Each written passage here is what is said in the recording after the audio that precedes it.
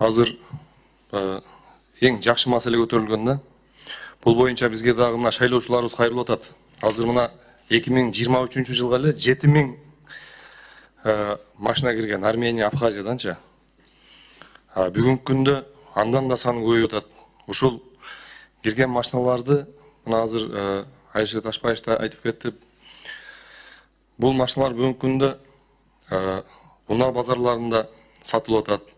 Аны алган биздин Кыргызстандын жарандары өздөрүнүн акчасына күйүп атышат да.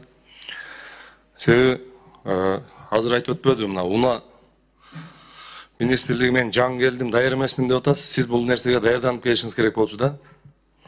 Канчалаган мына биздин жарандарыбыз бүгүнкү күндө күйүп калып атышат.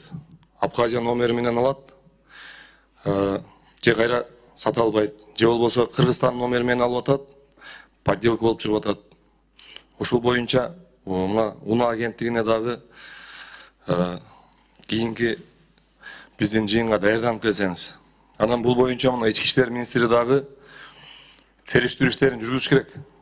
Себеби булар мына коопсуз шаарга дагы бүгүнкү күндө кирген эмес. Ушул коопсуз шаарга дагы киргизип, буларды бүт штрафтарын төктүрүш керек. Анан буларды мына азыр бизге да маалымат келип атат.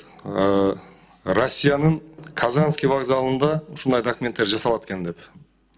Мына ички иштер министри ушул боюнча да бир тактап, керек болсо ошол жака бир өкүлдөрдү жөнөтүп такташ керек да. Россиянын мына Казанский шаарында ушундай атайын документтер жасалат экен деп бизге маалымат келип атат. Себеби биздин канчалаган жарандарыбыз күйүп калып атпайбы? Анда кийинки жыйынга жакшылап даярданып келсеңиздер, менде да бере турган суроолор аябай көп эле. Кыскартсак.